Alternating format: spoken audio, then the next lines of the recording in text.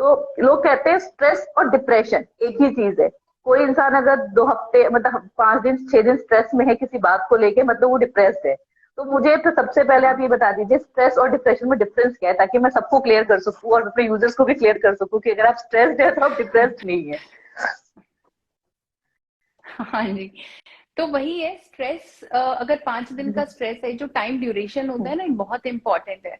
तो डिप्रेशन बोलने के लिए पहली बात तो कम से कम भी 2 हफ्ते के सिम्टम्स होने चाहिए। और ये 2 हफ्ते के सिम्टम्स जो हैं ये आपकी डेली लिविंग को अफेक्ट करें, कि आपको मेमोरी में इश्यूज आने लग गए हैं, आपने खाना पीना बंद कर दिया है। अब एक बंदा है जो स्ट्रेस में है लेकिन ऑफिस जा रहा है, और दूसरा पर्सन है जो स्ट्रेस में है लेकिन स्ट्रेस में इतना है कि उसने ऑफिस जाना भी बंद कर दिया, घर से बाहर ही नहीं निकल रहा है। So this second person is going to affect his life because of that, right? So this is he's going into the direction of depression while he is not. This is just an adjustment reaction. ये बहुत ही transient होता है. Depression is something which stays till you get proper treatment.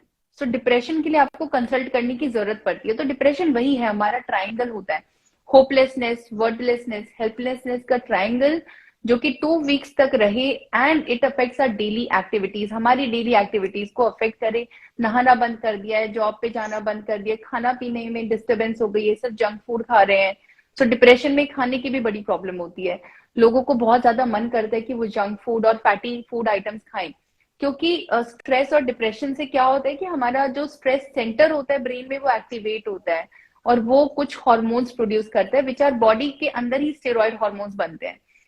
अब ये जो hormones होते हैं ये कुछ दिनों के लिए अगर रहे या एक दिन के लिए रहे तो सिर्फ थोड़ा सा शुगर इंक्रीज कर देंगे, थोड़ा सा हार्ट रेट इंक्रीज कर देंगे, हमें घबराहट होगी, पैल्पिटेशंस होंगी। बट अगर ये क्रॉनिक रहे, अगर ये लंबा रहे, तो वही हार्मोन्स हमें प्रॉब्लम कर सकते हैं, हमें मेमोरी इश्यूज दे सकते हैं कि हम चीजों को नहीं याद कर पा रहे हैं, हम कॉन्सेंट्रेट नहीं कर पा रहे हैं, हम अटेंटिव नहीं रह पा रहे हैं, हम अलर्ट नहीं है, हमें पूरा दिन ड्राउजी फील हो रहा है, रात में हमें नींद नहीं आ रही है, हम दिन में सो रहे हैं रात में नहीं सो रहे हैं, माइग्रेन की दिक्कत शुरू हो जाती है, हेडेक शुरू हो जाता है।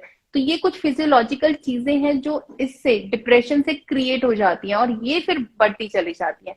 तो जब ये शुरू होता है, this is the point when you need to meet a psychiatrist, when you need to meet a doctor, जब आपको एक डॉक्टर से मिलके कंसल्ट करना बिल्कुल। ही चाहिए।